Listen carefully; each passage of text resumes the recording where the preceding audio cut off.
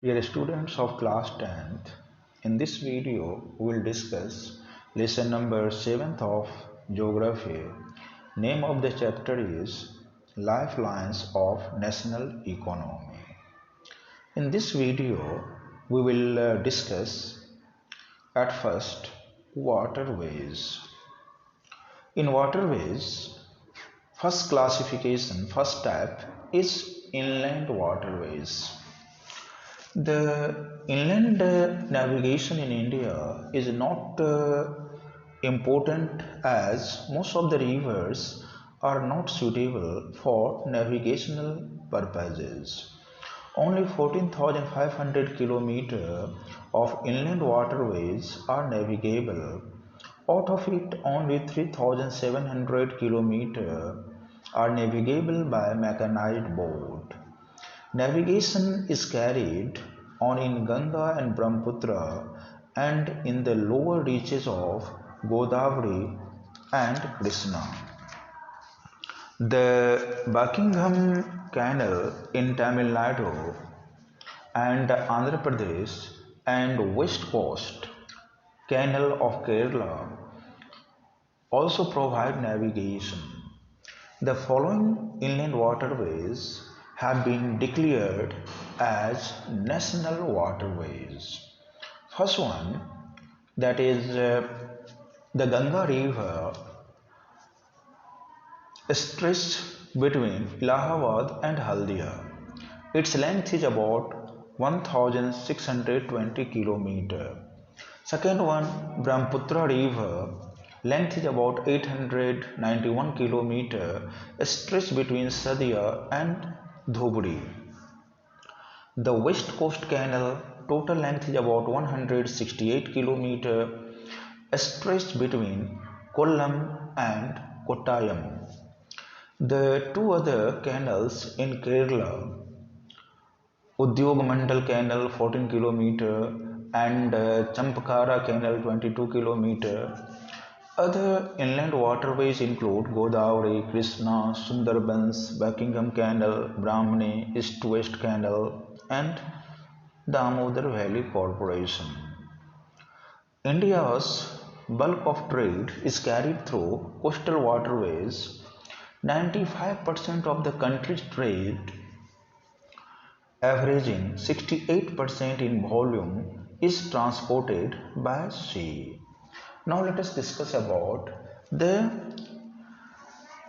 marine or oceanic routes. Now with regard to the shipping, when we are talking about the marine routes, shipping plays a crucial role in a country like India with a coastline of about 7,516 km. In 2001, there were 122 shipping companies. Out of these, about 40 were engaged in international trade.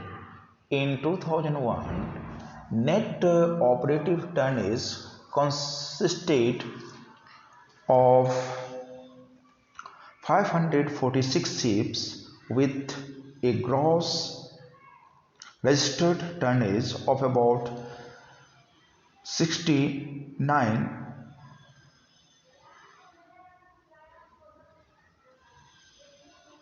lakh. The ships belong to both government and private companies and operate almost on all routes around the world. So, with regard to sea or oceanic transport, this kind of waterway transport is mainly based on the major ports of the country, which is usually located at coastal areas of the country, like peninsular part of India.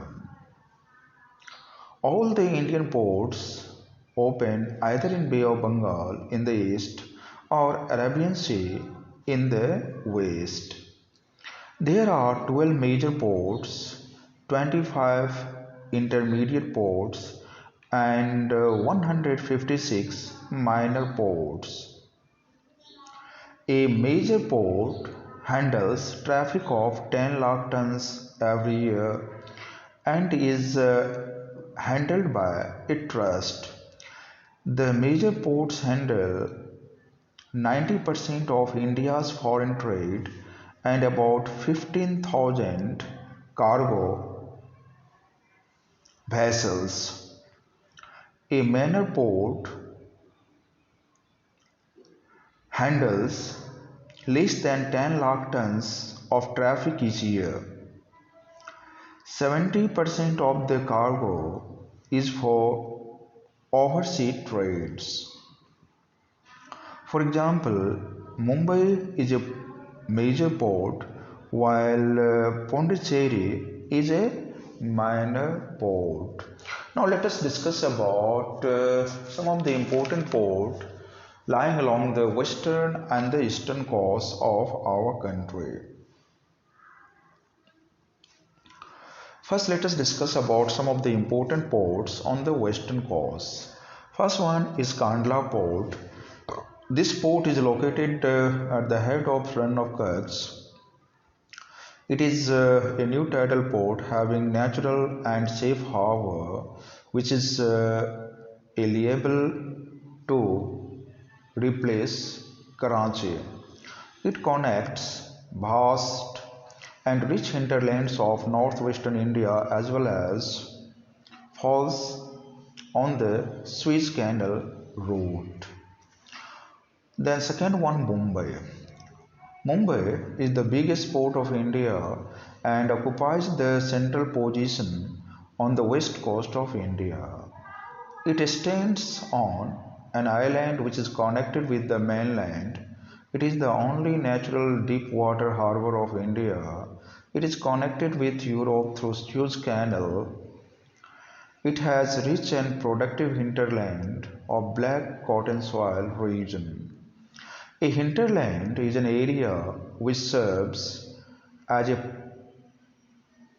port for its international trade.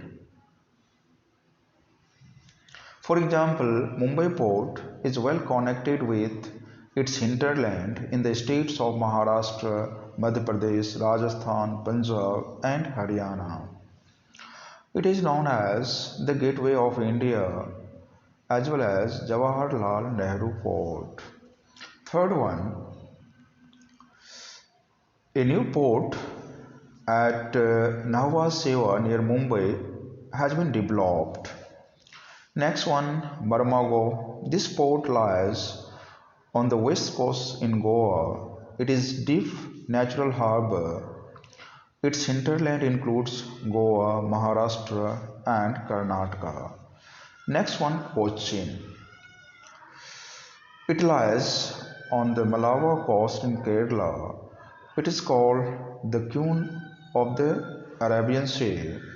It is a safe, deep and natural harbor. It is located on the route to Australia and the Far East. It has an important naval center and a shipyard. A new naval port of Karwar is being developed on Kannada coast. New Mangalore is a major port of Karnataka. It exports iron ore from Kudremukh.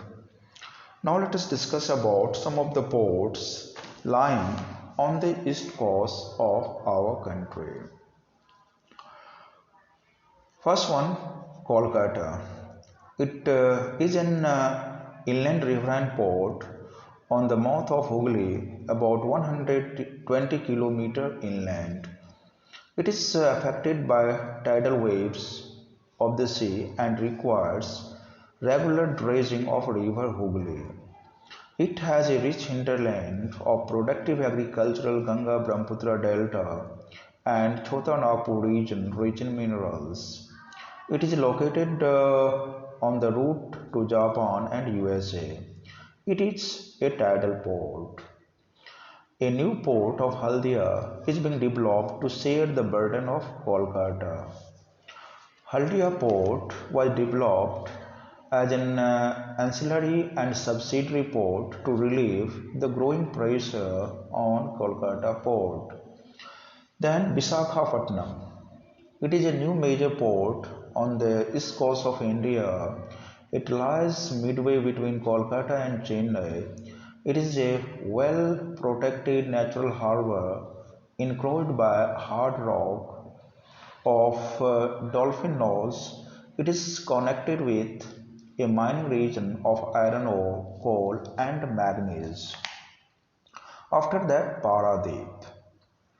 It is a new major port on Odisha coast. It is a deep natural port. It is connected to the vast hinterland of Odisha with minerals, forest products, and agricultural resources. It exports iron ore to Japan. After that, Chennai. It is an artificial man-made port on the east coast. Two concrete walls have been built to provide shelter. Its hinterland includes Tamil Nadu and Karnataka. It is a rich agricultural region. Tuticorin is a new port on southeast coast of Tamil Nadu. Other important ports on the east coast include Innor and Tuticorin. So you can go through the disadvantages also.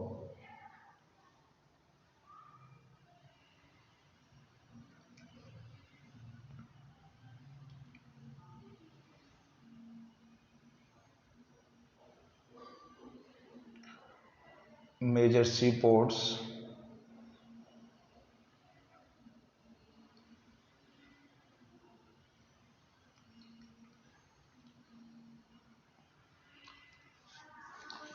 About the airways we will discuss in the next video.